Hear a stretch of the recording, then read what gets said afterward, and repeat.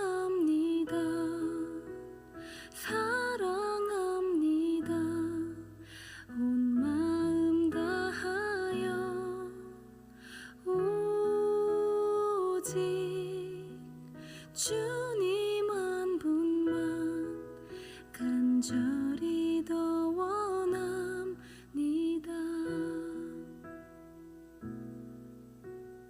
예수 사랑합니다. 사랑합니다. 온 마음 다하여 오직 주님 한 분만 간절히 더 원합니다.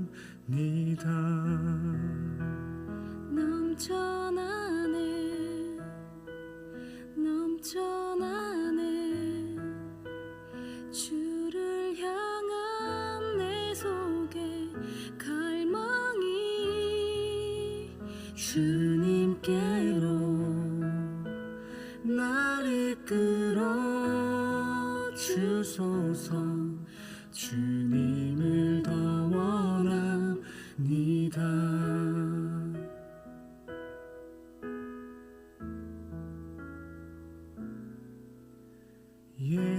예수 사랑합니다. 사랑합니다. 온 마음 다하여 오직 주님 한 분만 간절히 더 원합니다. 넘쳐나네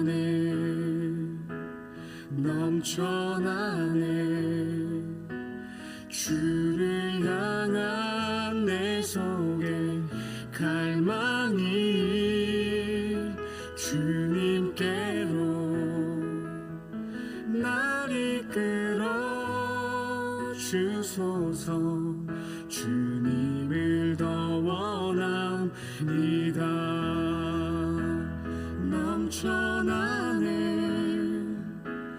넘쳐나네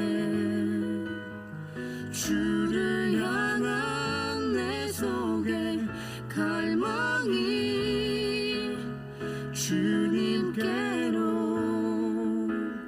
날 이끌어 주소서. 주님을 더 원함 주님을 더 원합니다.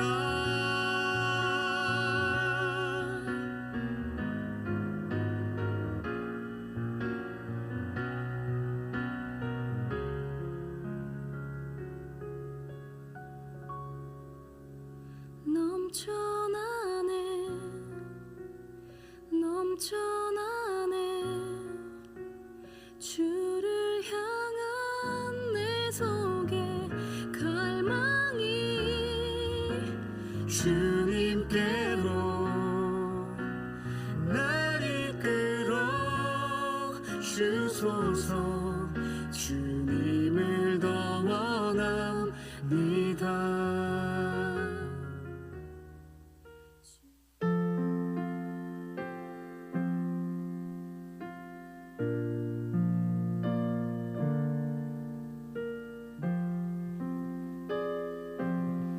수요일 저녁 예배 오신 여러분들 환영합니다.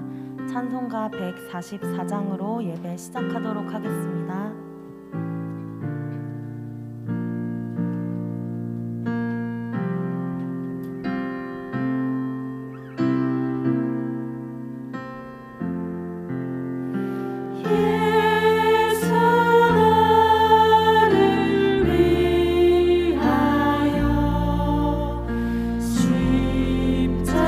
십자가를 질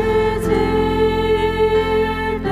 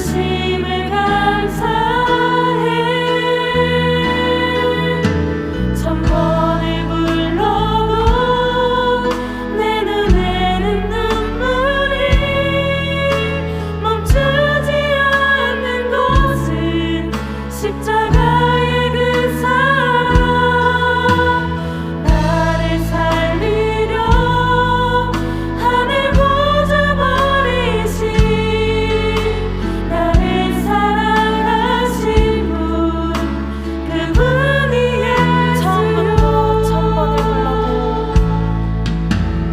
천번을 불러봐도 내 눈에 눈물이 멈추지 않아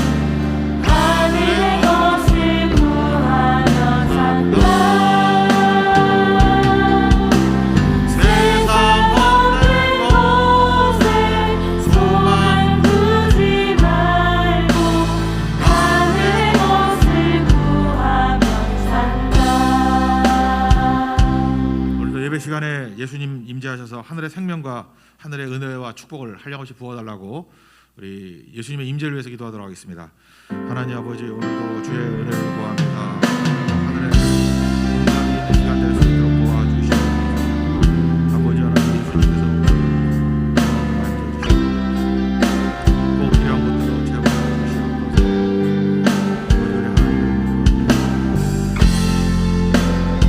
아버지 하나님,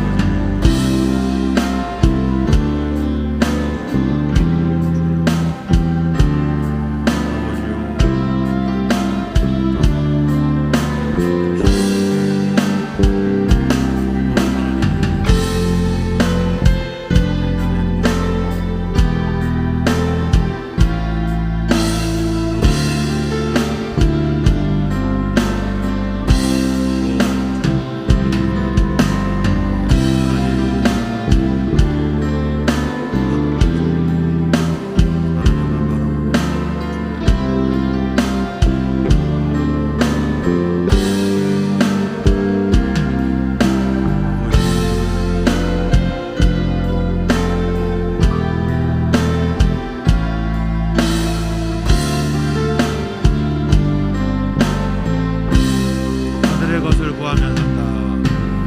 하늘의 것을 구하면 산다. 하늘의 것을 구하면 산다. 세상 없는 곳에 소망 두지 말고 하늘의 것을 구하면 산다. 아멘. 자리에 앉으시기 바랍니다. 나는 주만 높이리. 우리 한번 찬양하고 그 다음부터 율동하면서 찬양하겠습니다. 나는 주만 높이리.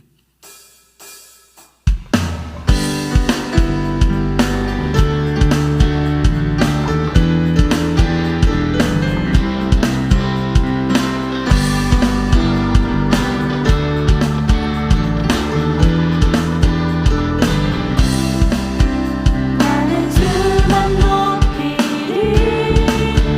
결코 내 맘 변치 않네. 세상 모든 권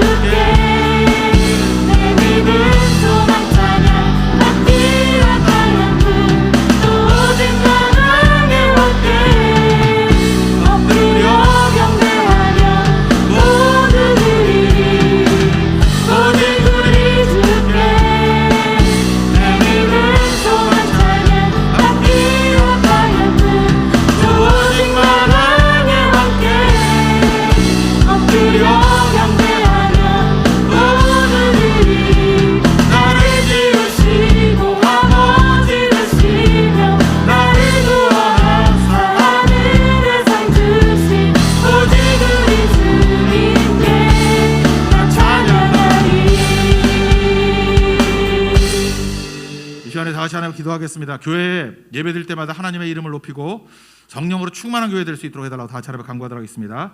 하나님 아버지, 교회가 하나님의 사명을 다 이루시고 예수 그리스도의 이름으로 거룩한 교회 주여 이루어주시고 원인을 하시는 하나님 앞에 나와서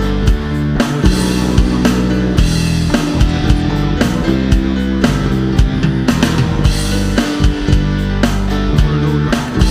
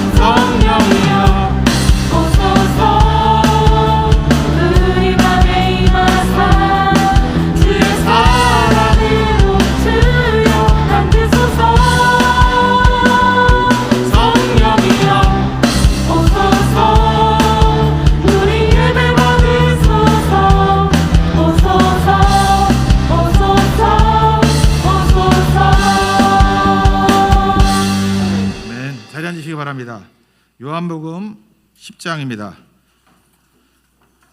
오늘은 목자 이야기 다 끝나고 난 다음에 마지막 설명하는 장면입니다. 요한복음 10장 19절부터 42절까지 교독하겠습니다. 이 말씀으로 말미암아 유대인 중에 다시 분쟁이 일어나니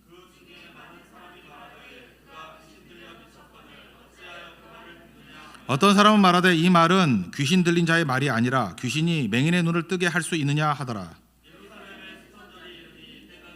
예수께서 정전한 솔로몬 행각에서 건의시니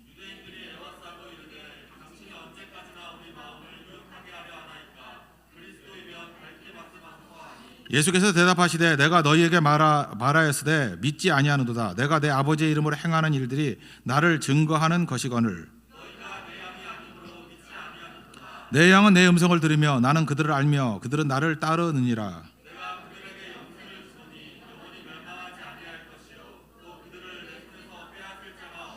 그들을 주신 내 아버지는 만물보다 크심에 아무도 아버지 손에서 빼앗을 수 없느니라. 유대인들이 다시 돌을 들어 치려 하거늘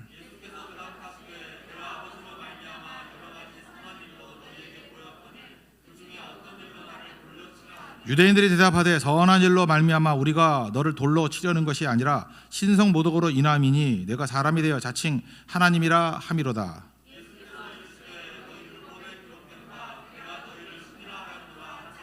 성경은 폐하지 못하나니 하나님의 말씀을 받은 사람들을 신이라 하셨거든.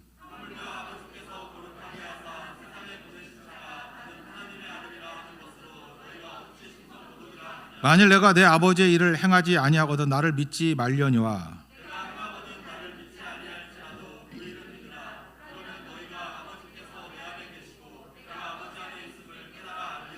그들이 다시 예수를 잡고자 하나 그 손에서 벗어나 나가시니라.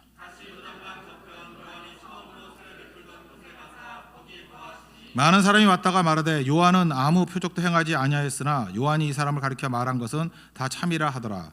그리하여 거기서 많은 사람이 예수를 믿으니라. 아멘. 인사하겠습니다. 성령 충만하십시오. 강하고 담대하십시오. 믿기를 거부하는 이유라는 제목으로 하나님 말씀 증거하도록 하겠습니다. 예수님에 대해서 사람들이 설왕설래합니다. 어떤 사람들은 뭐 귀신 들려 미쳤다 이렇게 얘기하기도 하고, 또 반대로 귀신이 어떻게 맹인의 눈을 뜨게 하느냐, 메시아 되는 증거가 눈 뜨게 하는 건데 구약에는 맹인 눈 뜨게 한 게 한 번도 없었다 그랬죠. 이건 메시아의 증거다 이렇게 얘기하면서 논쟁이 벌어지게 되었다라는 것입니다. 20절과 21절 읽겠습니다. 시작. 그 중에 많은 사람이 말하되 그가 귀신 들려 미쳤거늘 어찌하여 그 말을 듣느냐 하며 어떤 사람은 말하되 이 말은 귀신 들린 자의 말이 아니라 귀신이 맹인의 눈을 뜨게 할 수 있느냐 하더라. 그러면서 그 다음에 수전절에 또 다시 사람들이 모여서 예수님께 얘기합니다. 헷갈리게 그만하라고. 의혹에 빠져서 우리 힘들어 죽겠다고. 그러니까 밝히 말하라, 분명히 말하라 이렇게 얘기를 합니다. 24절 읽겠습니다. 시작. 유대인들이 애워싸고 이르되 당신이 언제까지나 우리 마음을 의혹하게 하려 하나이까? 그리스도임은 밝히 말하소서 하니. 근데 이건 말이 안 돼요. 벌써 예수님이 여러 차례 설명했거든요. 메시아라고. 또 여러 차례 설득했거든요. 그리고 비유로도 이렇게 양과 목자 비유도 얘기해 주시고 많은 말씀하셨거든요. 거기다 기적도 행하셨죠. 오병이어 기적, 그다음에 맹인의 눈을 뜨게 하는 기적. 그러니까 뭐 이 정도 했으면 알아들어야 되는데 마치 한 번도 못 들은 양 그냥 밝히 알려달라. 몇 번을 얘기해야지 알게 되나요? 그 사람이 보면 믿는다 그러는데 보여줘도 안 믿고, 그죠? 증거를 보이면 믿는다 그러는데 증거를 보여도 안 믿고, 뭐 설명해도 안 믿고, 뭐 그렇다라는 것입니다. 그래서 오늘 첫 번째 질문이 이거예요. 믿기를 거부하는 이유가 뭐냐? 왜 이렇게 사람들이 그렇게 설명해도 믿기를 거부하죠? 우리 주변 사람들도 보면 뭐 우리야 다 믿겠지만 혹시 여기도 혹시 믿지 않는 분이 있습니까? 믿기를 거부하는 이유가 뭐냐? 크게 보면 두 가지인데 이것부터 먼저 살피겠어요. 첫째는 믿기 싫어서예요. 이게 인간의 여러분 본성을 알아야 됩니다. 믿기 싫으면 안 믿는 거예요. 뭘 보여줘도 안 믿는 거예요. 사람들이 설득하면 설득이 된다고 생각하죠. 설득력이 있어도요, 믿기 싫으면 안 믿는 거예요. 그리고 이렇게 증거를 보이죠. 명확한 증거다. 여러분 우리도 일상생활 할 때 보면 명확한 증거 뭐 이런 거 보여줘도 믿기 싫으면 안 믿는 거죠. 사람이 그렇다니까요. 싫으면 듣기 싫은 거예요. 그냥 명확한 것이 나온다 할지라도 못 들은 척하고 아니라고 우기고 그런 거죠. 우리 마음에는요 이 국수 틀과 같이 마음의 틀이 있습니다. 국수 틀 아세요? 이렇게 촘촘한 게 있는데 밀가루를 쫙 밀면은 이렇게 국수가 쭉쭉 뽑아져 나와요. 이게 두껍게 하면 두꺼운 게 나오고 작게 하면 작은 게 나오고. 우리나라에서 잘 못 보는데 중국 가면 길거리에서 막 있어 그거. 그 이렇게 틀에다 놓고 되게 신기해요. 이게 꽉 누르면은 국수에서 쭉쭉 나와요. 국수 틀.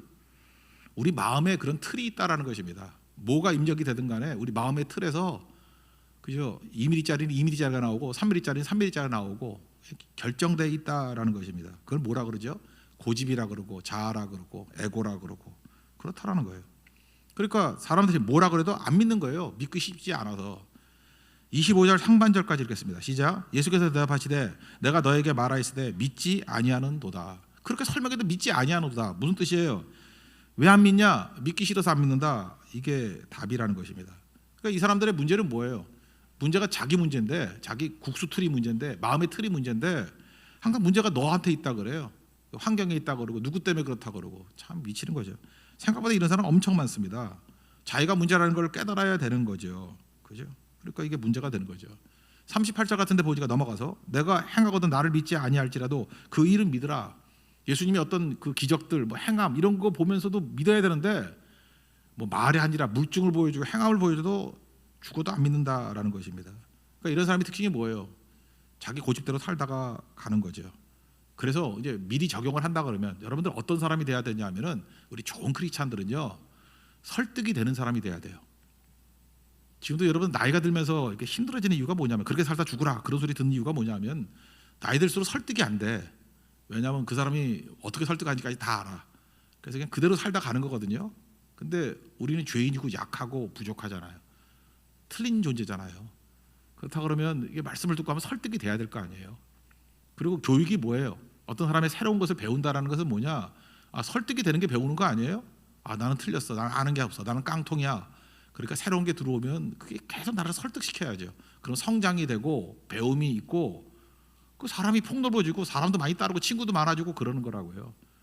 근데 이게 답답해 죽겠어. 뭔 소리를 해도 뭔 발레를 들어도 물증을 갖다 대도 그래 너는 떠들어라. 나는 안 변한다. 난 믿고 싶지 않아. 내가 믿고 싶은 거 믿을 거야. 그렇게 가면은 그 좋은 거면 말을 안 하겠는데 좋지 않잖아요. 그게. 그러면 이제 망하는 거죠. 그렇게 된다라는 것입니다. 그러니까 여러분들 지금부터 나이가 드신 분들은요 설득이 되는 인생이 되세요. 누가 이렇게 오면은 잘 듣고요 일리가 있으면 좀 설득을 당하라고요. 그럼 여러분 인생이 풍성해지고 성장하게 될 것이고 친구도 많아지게 될 것이고 그렇게 될 거라고요. 그런데 인간은 자기중심적이기 때문에 교만하기 때문에 이게 잘 안 된다고요. 그래서 믿기 싫어서 안 믿는 사람들 하나님이 택한 백성이라면 어떻게 하겠어요? 깨버리겠죠. 그거를 깨야 되는 거 아니에요? 그 네 가지 비유에 의하면 돌밭 같은 거죠. 어떤 씨가 돌밭에 떨어졌습니다. 흙이 깊지 않아. 이렇게 얇은 흙이 있고 밑엔 돌밭이 있으니까 뿌리를 못 내려서 말라 죽는데요. 그럼 돌밭은 어떻게 해야 되겠습니까? 뭐 망치 같은 걸로 박살을 내야죠. 가루가 돼야죠. 그래서 많은 사람들이 바위 같은 사람이 많아요. 마음이 그냥 바위 같아가지고 믿기 싫은 거예요. 그런데 하나님께서 그거를 깨려고 모세 같은 사람은 40년 동안 광야에서 굴렸죠. 그래서 가루로 만들어 버리는 거예요. 가루로. 그래서 하나님의 소유가 되는 거죠. 내 중심이 돼가지고 하나님도 내 소유다, 내 액세서리다 이렇게 생각하는 사람들을 박살을 내서 하나님께 흡수되는 인생, 하나님의 소유가 된다, 흡수된다 그랬죠. 하나님의 것을 NIBC, 나는 죽고 예수로 사는 것, 나 다이버 크라이스트, 그렇게 살기를 원하신다라는 것입니다. 이거를 요한복음 3장 표현은 뭐라고 표현했죠? 거듭남, 두 번 태어났다. 무슨 얘기예요? 죽었다는 거지 뭐. born again, 또는 위로부터 태어났다. 땅으로 태어난 게 아니라 땅의 사람은 죽고 하늘의 사람이 산다는 거 아니에요. born from above, 뭐 두 가지 다 해석할 수 있는 건데 거듭남, 위로부터 났다. 공통점이 뭐예요? 첫 번째 사람은 죽어야 된다는 거 아니에요. 그죠? 죽어야 된다. 죽지 않으면 그 국수 틀이 그대로 있다니까. 그 틀 그대로 나오니까 그 못 고쳐요 그거. 그래서 이런 사람들을 보면은 참 안타깝죠. 왜냐하면 깨지는 시간이 있기 때문에 본인도 아파요. 엄청 아파. 광야에서 깨지는 게 뭐 쉽지 않죠. 가루가 되는 게 뭐 쉽겠어요. 본인 맨날 눈물 흘리고 힘들어하고 그래요. 그럼 뭐라지? 약간의 개고생이야. 그냥 시간 낭비하고. 그러니까 하나님 앞에서 길지 않은 70년, 80년 인생인데 좀 쓰임 받고 좀 영광스럽게 쓰임 받고 살면 얼마나 좋겠어요. 근데 그 깨지는데 한 60년 그러다가 뭐 한 5년, 10년 쓰다가 가고 그런 경우도 되게 많아요. 또 거기다 또 몇 번 또 슬럼프 오면 그 몇 년 쓰임 받아? 1, 2년 쓰임 받다 가버리는 인생. 그러면 안 되겠죠. 첫 번째 이유가 그거예요. 믿지 않는 이유가 뭐냐? 믿기 싫어서예요. 왜? 내 마음이 돌 같은 마음, 에고가 너무 강하기 때문에. 답은 뭐죠? 하나님께서 사랑하시는 종이라 그러면 깬다니까요. 가루되는 거. 그래서 믿게 되는 거죠. 두 가지인데 또 한 가지는 믿지 않는 이유가 뭐냐? 성경이 이렇게 얘기해요. 내 양이 아니기 때문에 그렇다. 내 양이 아니기 때문에 그렇다. 25절, 26절, 25절 하반절부터 읽겠습니다. 시작. 내가 내 아버지의 이름으로 행하는 일들이 나를 증거하는 것이거늘 너희가 내 양이 아니므로 믿지 아니하는도다. 참 무서운 얘기예요. 이거는 우리가 쉽게 이해하기 쉬운 얘기는 아닌데 이런 걸 뭐라 그러죠? 하나님의 예정, 선택했다. 하나님께서 우리를 만세전에 우리를 택해 주셨다. 그래서 뭘 해가지고 양이 되는 게 아니라 그냥 하나님의 양이 된 거예요. 된 거. 이게 로마서 8장 29절 30절의 표현에 의하면 하나님께서 우리를 미리 아셨대요. 만세전에 미리 아셨고 또 우리를 미리 정하셨답니다. 그러니까 미리 아셨다. 이게 택함이고 그다음에 미리 정하셨다. 그럼 예정된 선택이죠. 선택. 이게 그리고 미리 정하신 그들을 또한 부르시고 부르신 그들을 또한 의롭다 하시고 의롭다 하신 그들을 또 영화롭게 하셨다. 로마서 8장 29절 30절 이야기거든요. 이걸 보면서 느끼게 되는 게 뭐죠?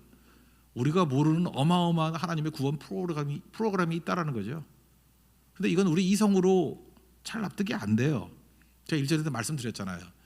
우리가 3차원에 살고 있잖아요. 근데 하나님께서는 그 다음 차원이기 때문에 우리가 그 다음 차원에 사는 4차원의 얘기를 하면은 잘 납득이 안 돼.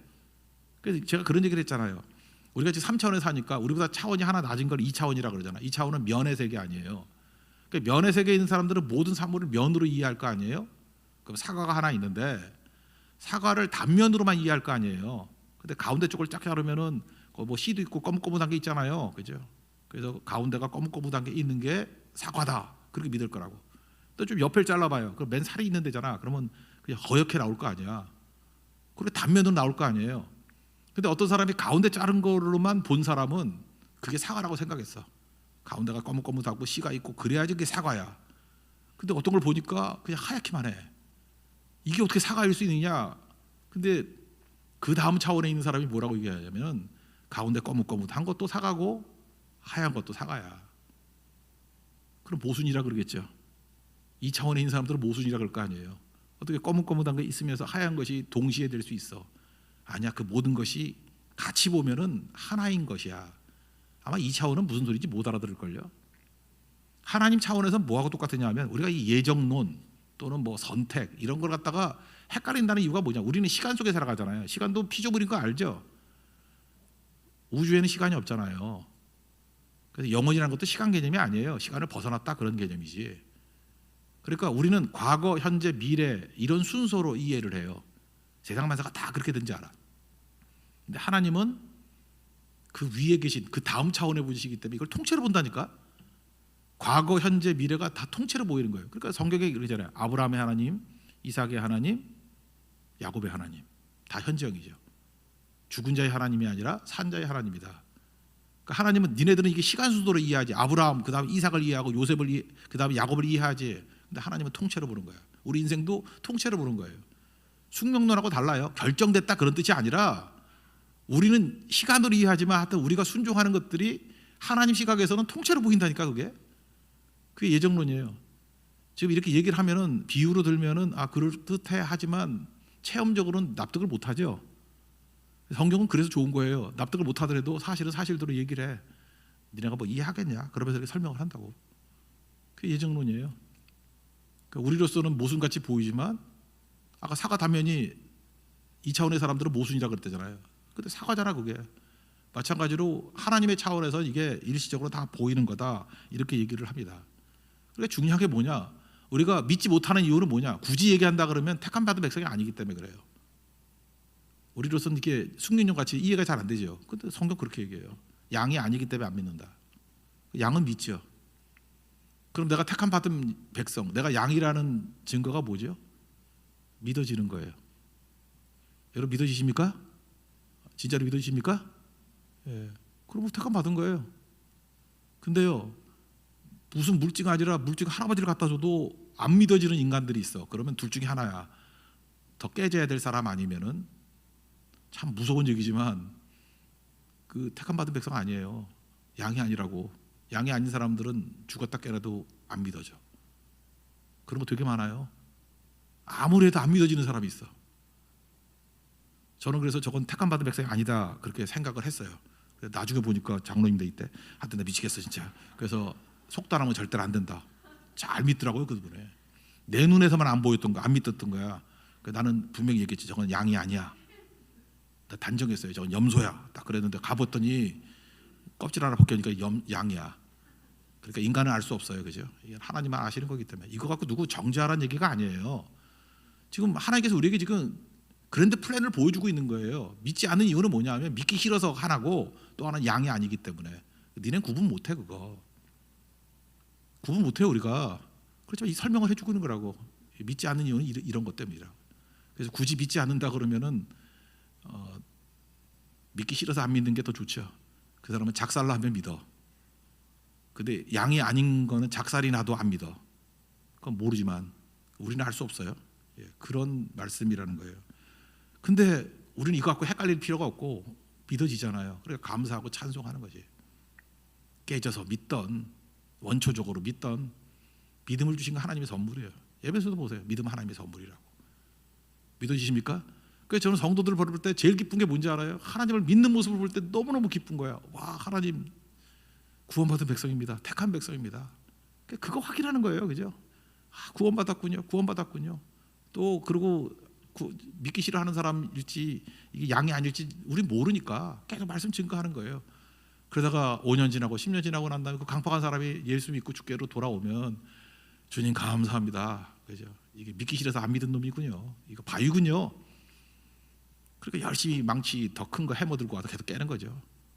그러면 또 깨지면 또 믿게 된다 이 얘기입니다. 오늘 그 얘기를 설명해 주고 있어요. 그게 오늘 본문의 거의 반 이상의 메시지예요.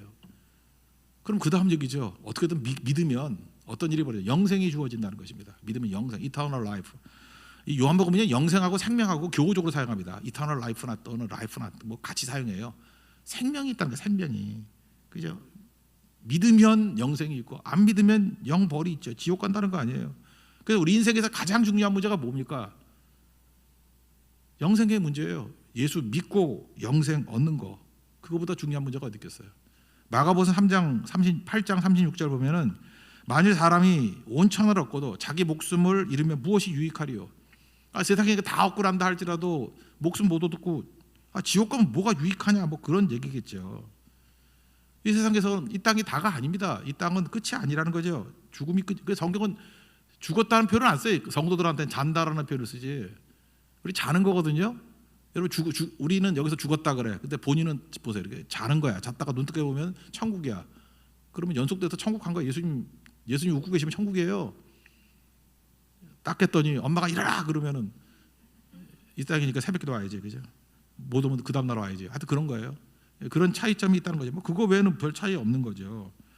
여러분 이 세상에서 부귀영화 다 누리고 난 다음에 그 뭐 지옥 가면 뭐가 되겠어요? 아무것도 아니지. 이거 대표적인 거 부귀영화 다 누린 거 지금 그 프랑크 왕국이라고 있었죠. 프랑크 왕국. 거기 샤를만의 대제라고 있죠. 샤를마뉴 대제. 뭐 영어는 찰스라 그러지. 하여튼 프랑스 말을 잘 모르니까 샤를마뉴 대제. 프랑크 왕국인데 그래서 프랑스의 뿌리도 이 샤를마뉴 대제고요. 그 다음에 독일의 뿌리도 여기야. 근데 이 사람이 이제 8세기 사람인데 이 사람 무덤이 1000년형이에요. 그러니까 200년쯤이라고 11세기 초에 발견이 됐어요. 근데 얼마나 대단한 황제였는지 의자에 앉아 있었다고. 무덤이 의자에 앉아 있는 거야.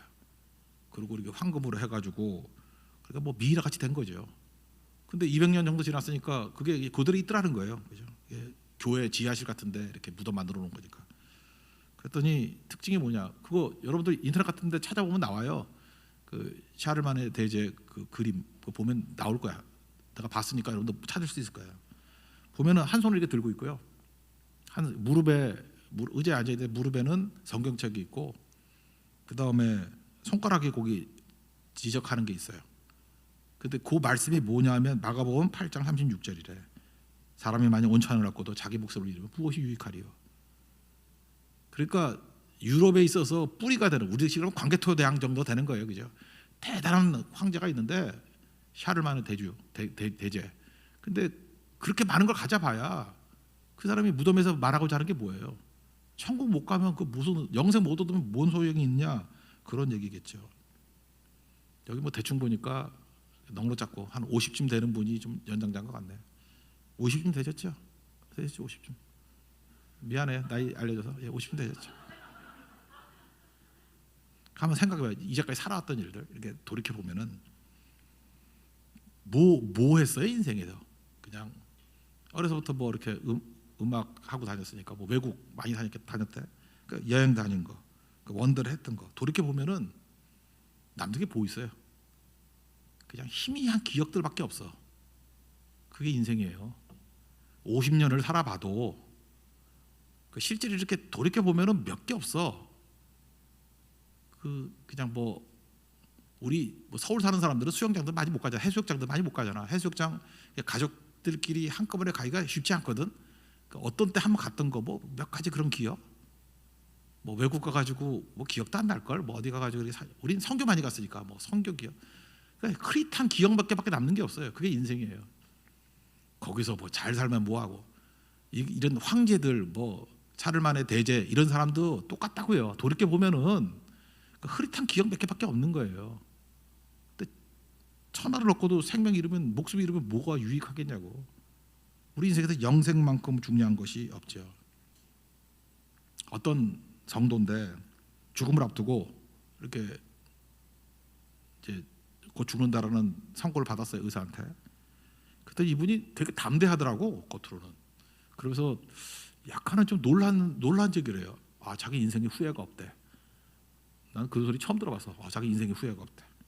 그러면서 가보고 싶은 거 다 가보고, 여자분인데 가보고 싶은 거 다 가보고, 먹고 싶은 거 다 먹어보고, 해보고 싶은 거 다 해봤대 자기. 크리스찬이 있다 이 소리를 해. 다 해봤대.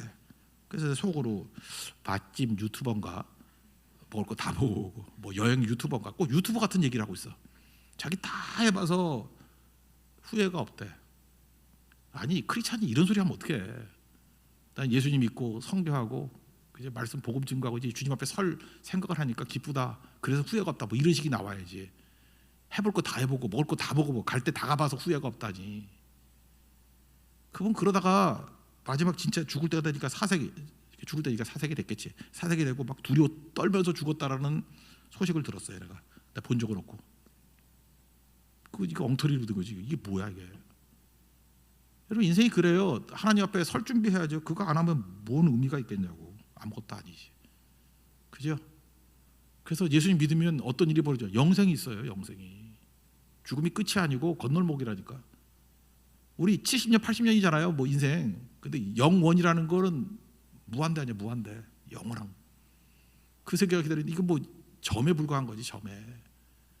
그럼 점 같은 인생에 뭐 잘 먹고 잘 살고 뭐 돌아다녀봐야 몇 개국이나 돌아다니고 먹어봐야 몇 가지나 먹었겠어. 해볼 거 다 해봤다고 뭘 해봤다고 지가. 그래서 후회가 없다고? 제일 큰 후회는 지옥 가는 걸걸. 영벌인데 벌 받는 게 영원한 건데. 28절 29절 읽겠습니다. 시작. 내가 그들에게 영생을 주노니 영원히 멸망하지 아니할 것이요 또 그들을 내 손에서 빼앗을 자가 없느니라. 그들을 주신 내 아버지는 만물보다 크심에 아무도 아버지 손에서 빼앗을 수 없느니라. 그러니까 믿음이 왜 중요해요? 믿어야 영생이 있다니까요. 이거 빼앗기지 않는 그런 것이라는 것입니다. 이게 정말 중요한 거죠. 그래서 여러분들 항상 우리 크리스천들이 이렇게 생각해야 돼요. 끝을 생각하고 살아야 된다니까. 이 땅에서의 끝. 그러니까 이 땅에서 충성 다하다가 이제 천국 가야 되잖아요. 예수님 품으로 가야 될 거 아니에요. 그러면 죽음을 준비하고 살아가야지. 죽음을 준비해도 우리 죽음이 두렵지 않죠. 왜요? 부활이 있기 때문에. 우리 죽음이 두렵지 않아요. 근데 어떤 사람은 준비를 안 하다가 죽는 게 아니라 죽임을 당하는 사람이 있어. 어떤 사람 그래. 자기 죽을 줄 몰랐대. 근데 어영부영 놀다가 죽음을 당해. 이 수동태가 맞는 거야. 죽음을 당하는 인간들이 있어. 막 당해 죽음을. 막 당황해 하면서 이럴 줄 몰랐다고. 그것도 특별히 세상에서 막 출세하고 열심히 살고 잘 나가고 유명한 사람들이 되게 이럴 때가 많아. 바쁘게만 살다가 한 번도 생각이 없어서 믿음 생각이 없고 하나님 생각도 없고 죽음 생각도 없고 죽음을 당해. 그런 걸 졸지에 그래. 졸지에 가는 거예요. 얼마나 당황하는지 몰라요. 사도 바울은요 스데반의 죽음 앞에서 그걸 봐서 그런지 몰라지만 평생을 죽음을 생각하며 살았어요. 그래서 고린도전서 15장 부활장 31절 32절 보니까 나는 날마다 죽노라. 무슨 얘기예요? 나는 날마다 죽음을 생각하며 산다 그 얘기 아니에요? 나는 날마다 죽노라. 오늘 죽어도 당장 죽어도 아무렇지도 않아요. 이상하지 않은 거예요. 우리는 나는 날마다 죽노라. 그러면서 이렇게 얘기하죠. 그 반대 불신자들 얘기를 이렇게 해요. 죽은 자가 다시 살아나지 못한다면 내일 죽을 터이니 먹고 마시자. 불신자들 그런다는 거예요. 부활을 안 믿으니까 내일 죽을 터이니까 먹고 마시자. 그러니까 이 땅밖에 없는 인생들이 내일을 모르는 거지. 모르긴 뭘 몰라. 그러니까 먹고 마시는 게 그 사람들은 옳아요. 왜? 어차피 지옥 갈 거니까. 그러니까 그런 인생 살면 안 된다는 거죠. 이게 얼마나 안타까운 일이에요. 죽음이 일상이 되는 인생 살아야 된다는 것입니다. 여러분 우리 시간이 이게 한계가 있다라는 것을 가지고 살아가면요 이렇게 생각하면 돼요. 진짜를 찾아 헤매게 돼 있지 헛된 짓 하려도 안 해. 시간이 없는데 뭐 그거 헛된 짓 할 시간이 어디 있어. 소중한 것, 귀중한 것 그거 집중하고 그 다음에 인생 길지도 않았는데 뭐 이렇게 싸질러 주고 하려 안 그래요. 다 소모품이라니까. 돈도 소모품, 시간도 소모품, 고난도 소모품. 그러니까 이게 이 죽음 앞에 죽음이 언제든지 올 수 있다라는 거, 하나님 앞에 서야 된다는 걸 아는 사람은요 고난 회피 인생 안 살아요. 고난은 피하는 게 아니야. 고난은 소모품이라니까요. 주를 위해서 고난 당하는 게 영광스러운 거 아니에요. 고난도 막 써가면서 고난 당하면 어때? 그래서 좁은 길을 가요. 일부러 고난 있는 길을 막 가. 그래 또 상급도 크지 하나님 앞에서 할 일이 있지.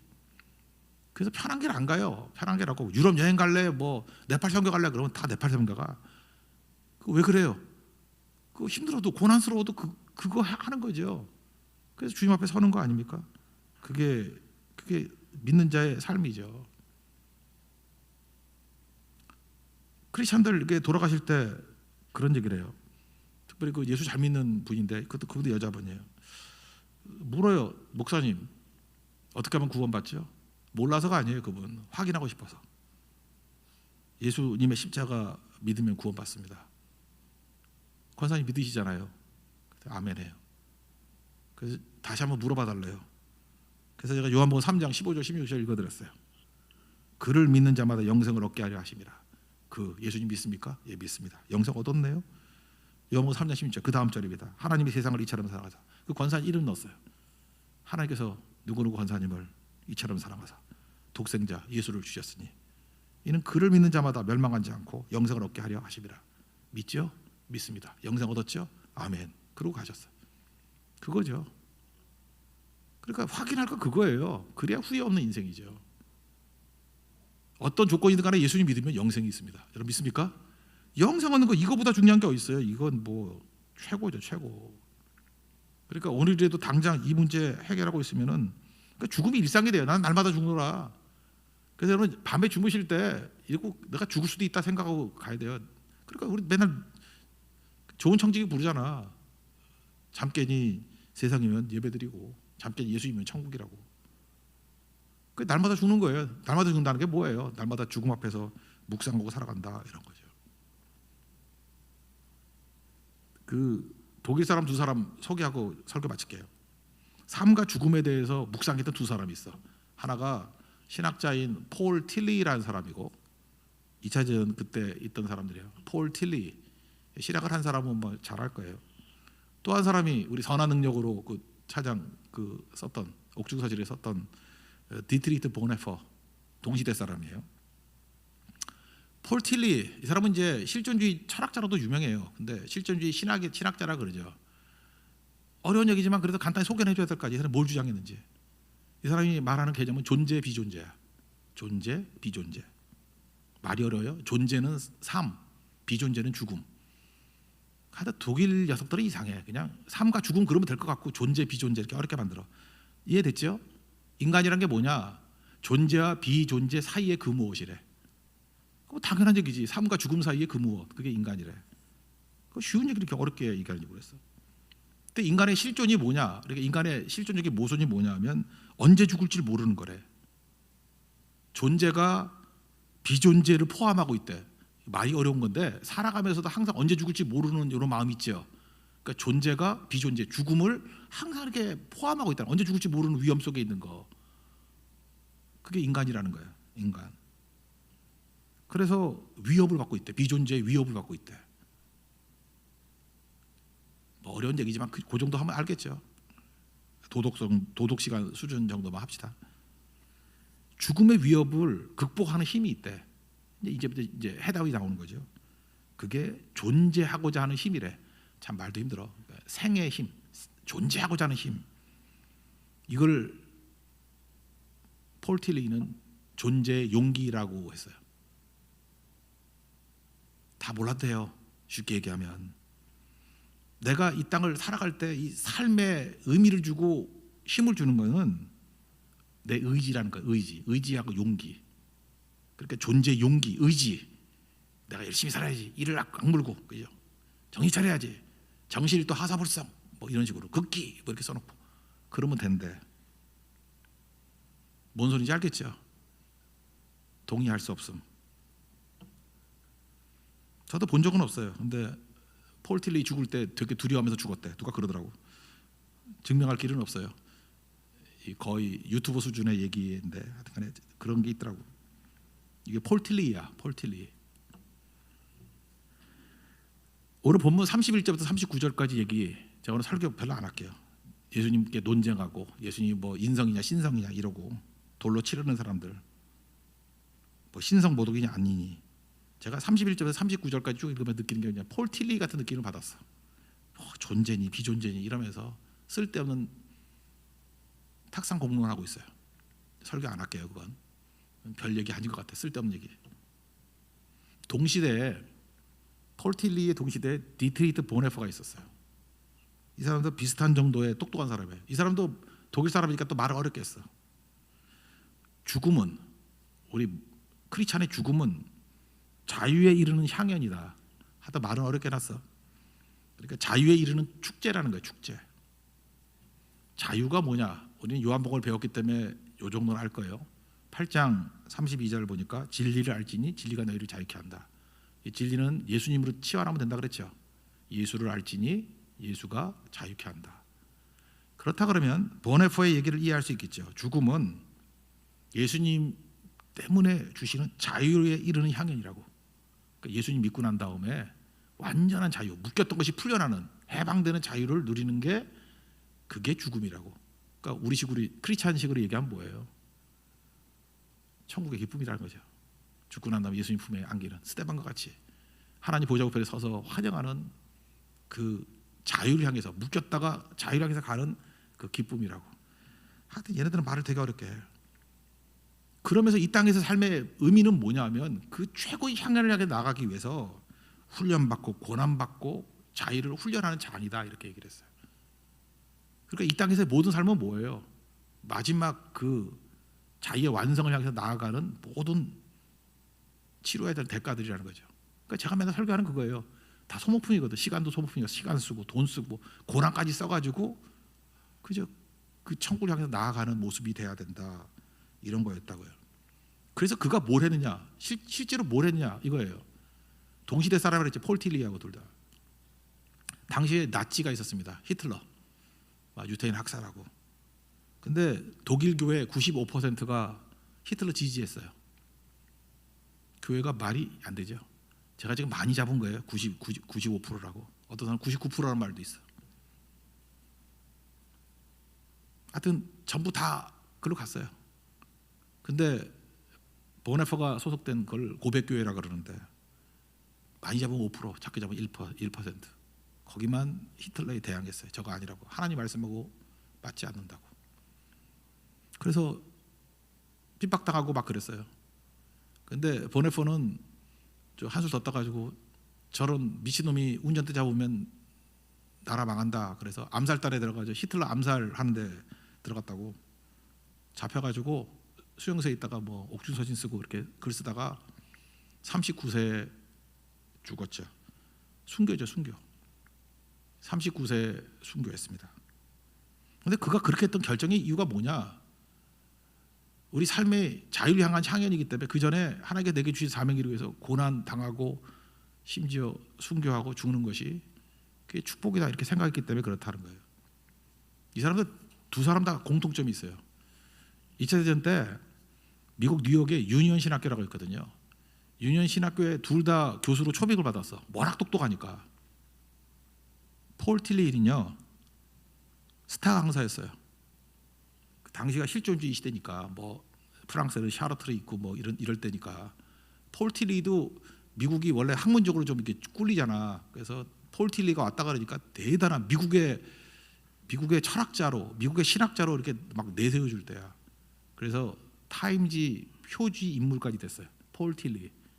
되게 영광스럽죠. 표지 인물까지 되고. 그래서 폴 틸리는 미국에서 잘 먹고 진짜 잘 살았어. 독일에서 망명하길 잘했지. 잘 살았어요. 그때 동일하게 보네포도 유니언 신학교 교수로 초임 받았다가 한 1년인가 이제 기억에 1년인 것 같아요. 나치 난리 핀다는 소리를 듣고 귀국한 거예요. 미국의 편안한 삶 다 포기하고 귀국한 거예요.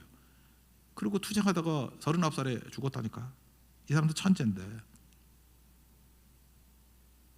지금 우리가 영생을 가지고 믿음의 영생을 받는다 그러면서 이 땅을 살아갈 때 그 내용들을 지금 설명해 주고 있는 거예요. 그때 보네포 왜 갔냐 그럴 때 그런 얘기를 해요.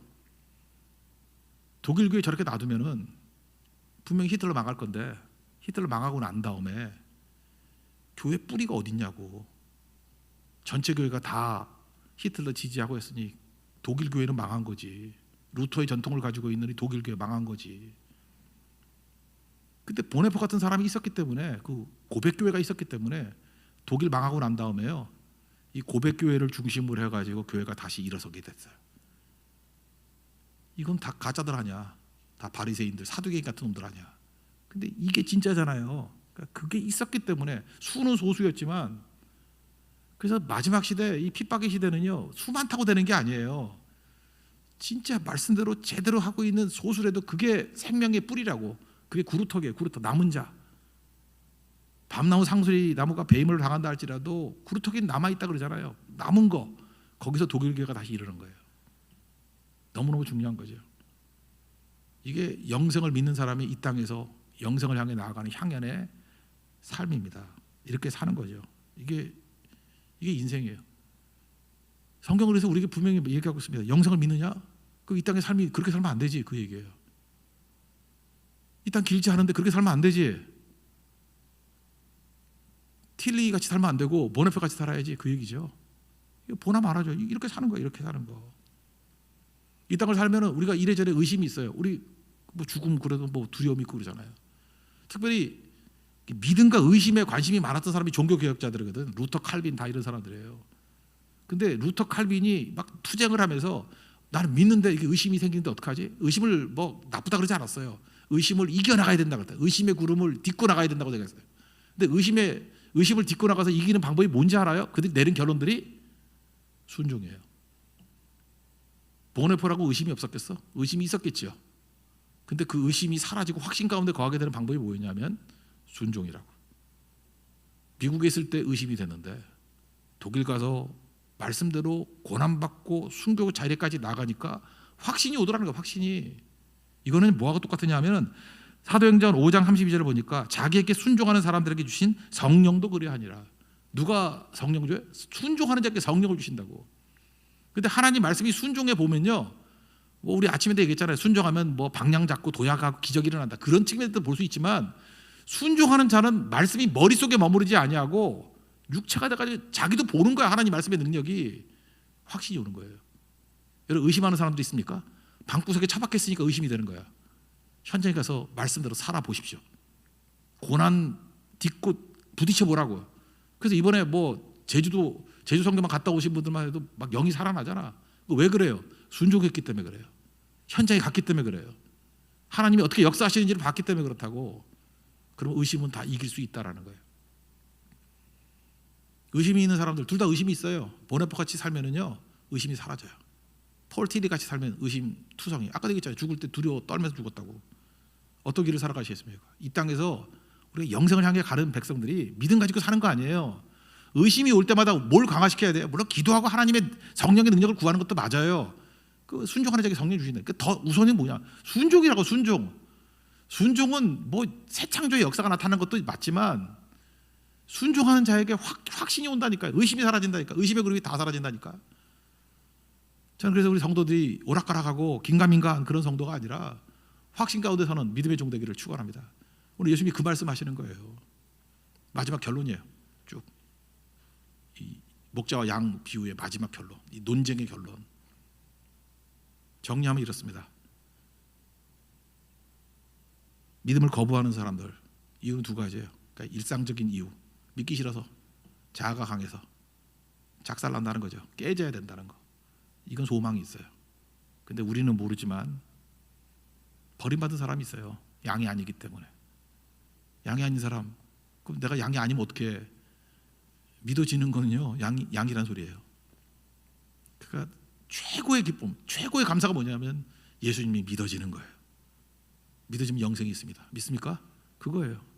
그럼 영생 가지고 있을 때 이 땅의 삶이 뭐예요? 시간 소모하고 돈 소모하고 고난 소모해서 정말 영광스러운 인생 살아야 되죠. 멋지게 죽어야죠. 우리 장렬하게 전사합시다. 정말이에요. 장렬하게 전사하고 선교사로 살아야죠. 멋지게 영생의 삶을 살아야죠. 그죠? 여기 20대들 있습니까? 가가지고 자꾸만 놀라고만 그러지 말고 요새같이 사세요. 요새같이 장렬하게 영광스럽게. 그래서 좀 빛나는 인생들이 나왔어요. 각 10대에도 막 영광스러운 인생이 나오고 20대에도 각 세대마다 우리 교회에서 그 영광스러운 인생들이 나오는 그 모습을 좀 봤으면 좋겠어요. 그게 하나님이 빛과 같이 사용하시는 교회의 능력이라는 것입니다. 하나님 때 늦은 거 없습니다. 길지 않은 인생, 영광이 아닌 일에 인생 낭비하지 않는 하나님의 거룩한 종 되기를 축원합니다. 자리에서 일어나겠습니다. 우리 보레포 노래 찬양합시다. 선한 능력으로.